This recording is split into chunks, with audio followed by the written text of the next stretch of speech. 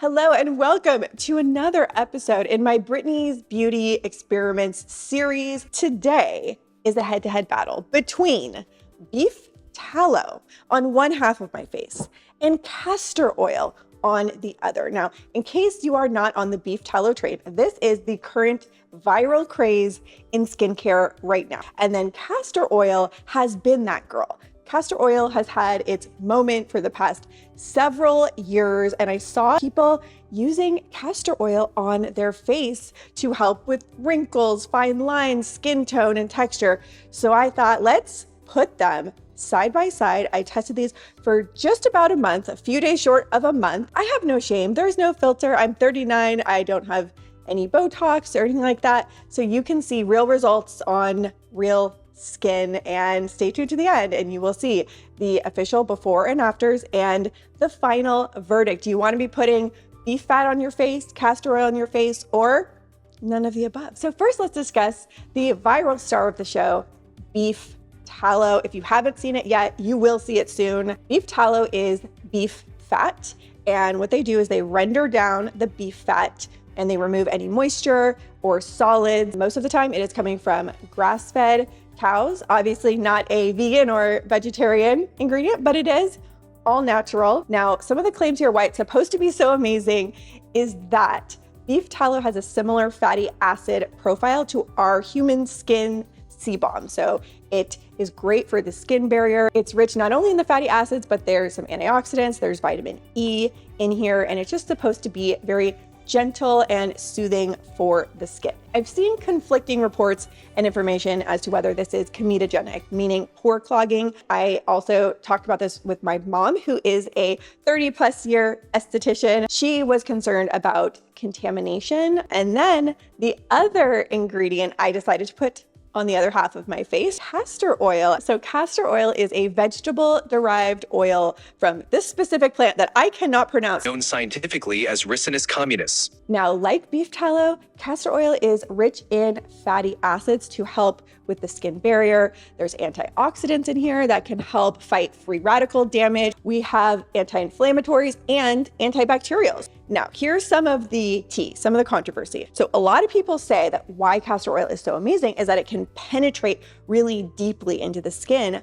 But according to my research, that is not actually true. Castor oil is a very thick oil. It's a larger molecule oil, so it doesn't, in fact, penetrate more deeply into the skin. It's more so known as an occlusive oil that sits on top of the skin, which can be really great for locking in moisture and keeping your skin hydrated on the surface. For some people, it can be comedogenic and clog pores or lead to acne. So is it gonna cure acne or is it going to lead to more acne? We shall see, because you know, with me, I am dedicated. I'm putting this to the test. Now, before we get into part 2, where we do the testing, the up close and personal, I did want to share with you something that I have been doing to improve my overall skin radiance, my glow, and just my overall health. And that is the Peak Radiant Skin Duo. I am working with them. I have a 20% off discount for you guys. This right here, this is my current hyperfixation obsession. And what this is you get their Sun Goddess matcha, highest quality matcha that you can get. And they have a skin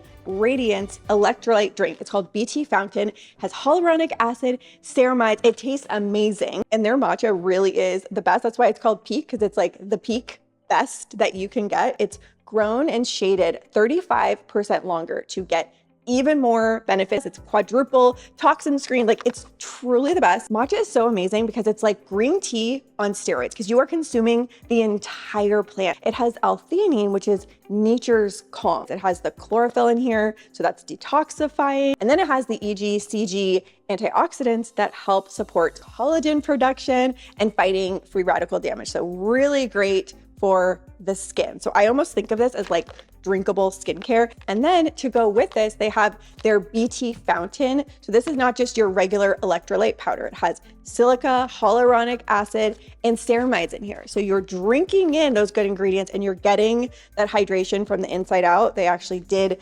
clinical studies on this, multiple, and it has the yuzu berry flavor. It tastes amazing. It almost feels like I'm at a high-end spa. So love this. So I'm gonna have my link below. You can get 20% 20% off the Peak Radiant Skin Duo. You get the matcha, the BT Fountain Electrolyte, their specialty frother and glass beaker, 20% off. They also have a 90-day money-back guarantee. And I am just loving having my matcha. Like right now, it's 2 o'clock.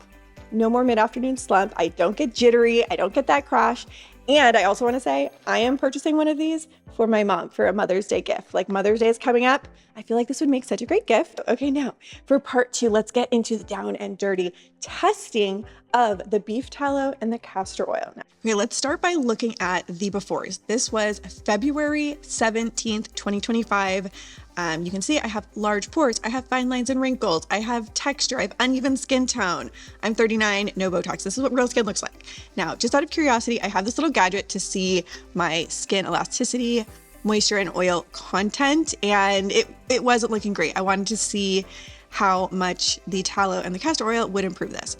So first I'm starting with the beef tallow on one half of my face. I found the highest rated tallow, and this one is the vanilla latte scent, which I wouldn't recommend because it smells like food on my face. It has a thicker consistency.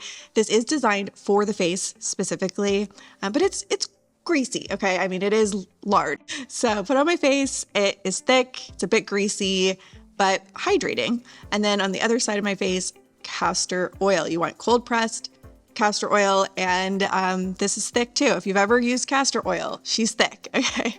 So put that on my face and the back of my hands, also down the neck. So this was day 1, night 1. So immediately after applying, I wanted to see if it improved my moisture, hydration, and weirdly enough, it didn't. Both numbers went down, so I don't know why that is. I also realized at this moment, I can't wear my face tape when I have this on my face because they're very greasy, even when I try to dry it down. Then this is the next morning. I did still feel dewy. I felt nice and hydrated, and I tried to apply this AM and PM, but I realized day 1, I cannot use this daytime. My face felt like a grease lick, so I'm only applying it at night and no other skincare. So now we're on to night 2. I'm kind of cringing here a little bit because it's not pleasant. I did not enjoy using it. And then I was trying with the face tape again, the frownies, to see if they would stick. They didn't stick. Now, day 4 or 5, this is where the problem started. On the beef tallow side, I started to break out like crazy, and I was only breaking out on the tallow side of my face. So that leads me to think that it was clogging my pores. My skin was not happy with it. I do have sensitive, acne-prone skin, but regardless, I persisted. And a few days later, you could see the acne is going down a little bit. It didn't get worse. And it wasn't like full-on acne. It was little red bumps. And then the castor oil side, I didn't have any irritation that I noticed. So I'm persisting. I'm nothing if not a researcher. I'm persisting for the cause, okay? Then I'm looking at my forehead lines because this is what bothers me the most on my face to see if there's any improvement. And so far, it's been about 2 weeks here. I didn't notice much improvement. Maybe I'm looking a little bit more hydrated, but no crazy noticeable results at this point. I'm looking at my fine lines under my eyes. They looked slightly better, possibly. And then looking again at my forehead, this was week 3. I'm kind of skipping ahead because I had so much footage. Okay, now let's get to the good part. Let's look at the results side by side and see if the tallow or the castor oil made any visible difference. So again, this is the before and this is the after. This is 29 days, so almost exactly 1 month later. And I will do the side by side. I'm gonna use AI to see if there's any visible result. So I ran this through ChatGPT to get a more detailed, in-depth analysis of any differences in my skin. So according to ChatGPT, my hydration and plumpness was better on the castor oil side. The wrinkles are slightly better on the castor oil side, and overall skin tone and brightness is slightly better on the castor oil side.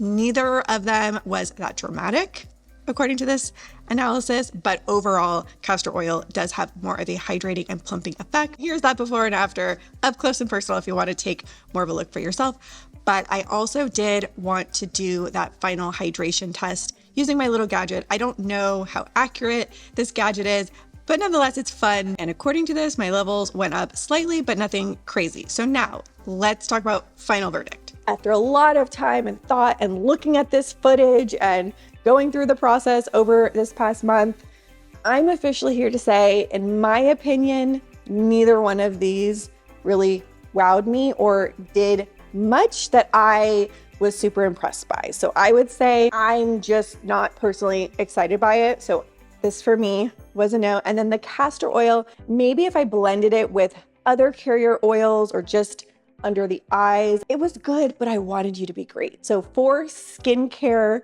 purposes, I didn't love either of these. They just did not wow me. I cannot enthusiastically recommend either of these for this application. But what I can recommend, there is so much scientific data that backs up matcha tea and all of the different health benefits, not just for your skin and overall skin radiance.